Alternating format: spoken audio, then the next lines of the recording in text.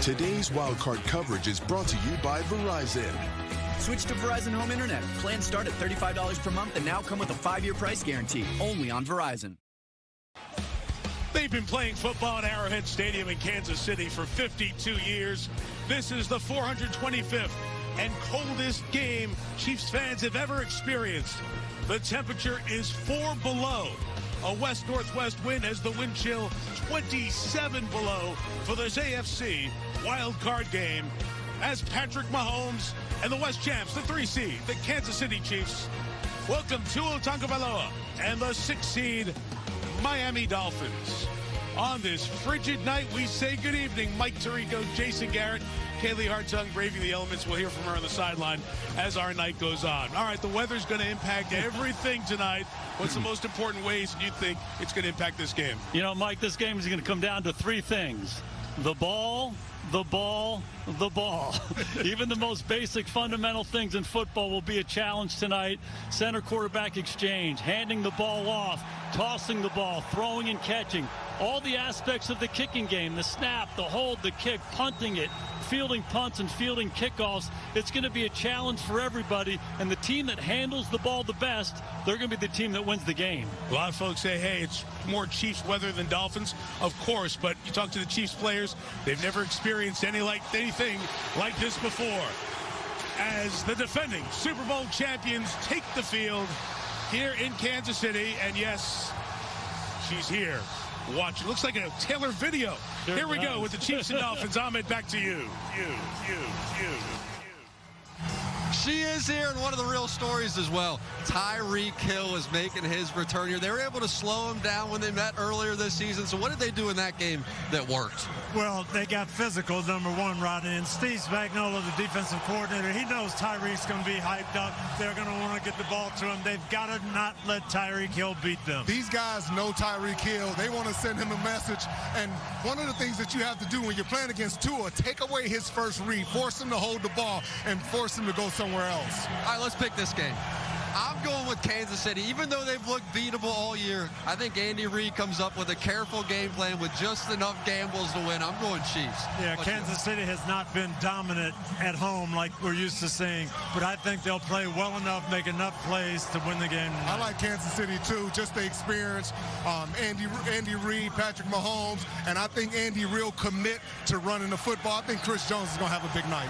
One of the greatest weekends of the year. Every year it continues. Look at you smiling with all that cold in the studio. Let's go, Ahmed. Is that fire? Is the fire working? Great day for that.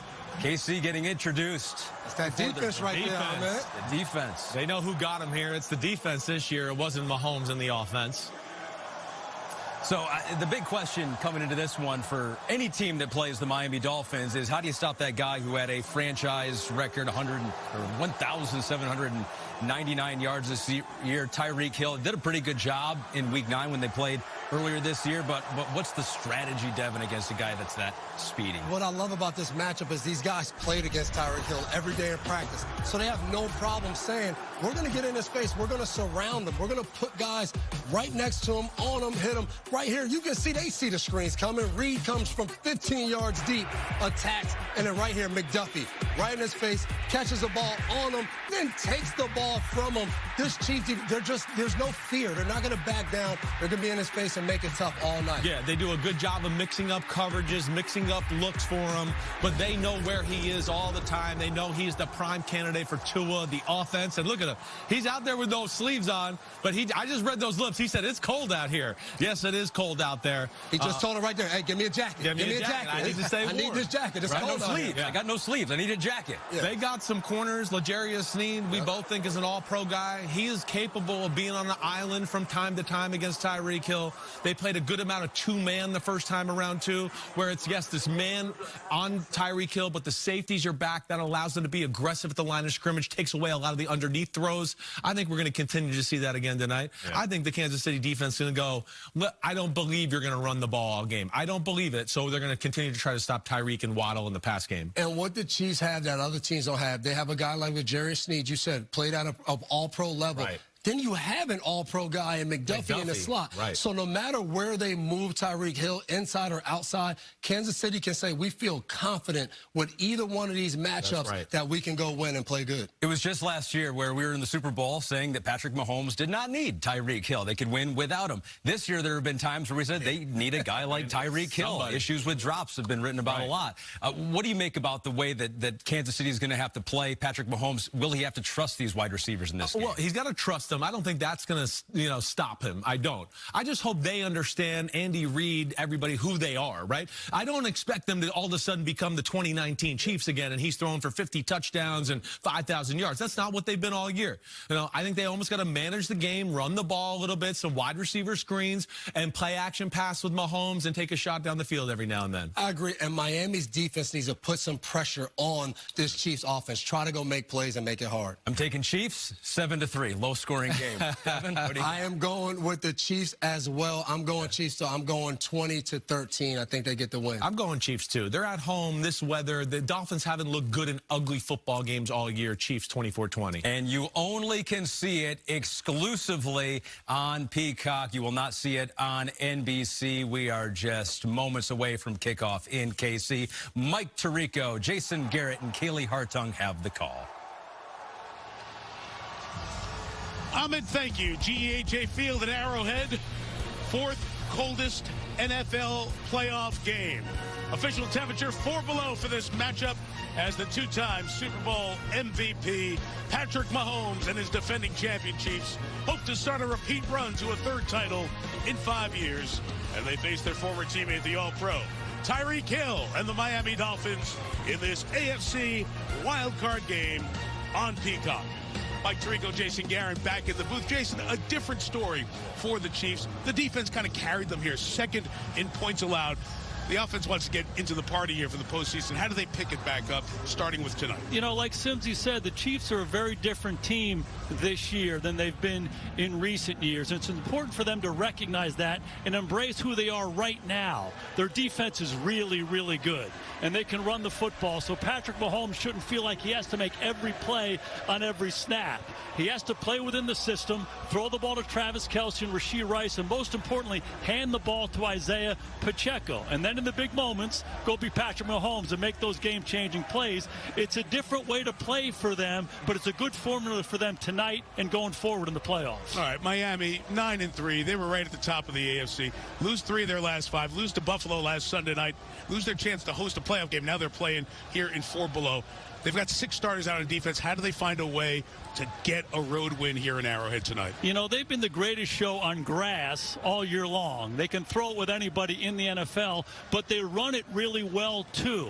And I think that's important. They have to make sure that Tyreek Hill gets his touches, but they need to lean on this running game a little bit for a couple reasons. The weather, but also take some pressure off their defense. They're decimated. So if they can run the ball successfully, they're going to help their defense by keeping Patrick Mahomes and company on the sidelines. That's going to help them win the game. Well, the story, of course, is the weather, and in the middle of it all, Kaylee Hartung. Kaylee. Well, Mike, as you look at the field from above, you'll see patches of ice, but the condition appears worse than it actually is.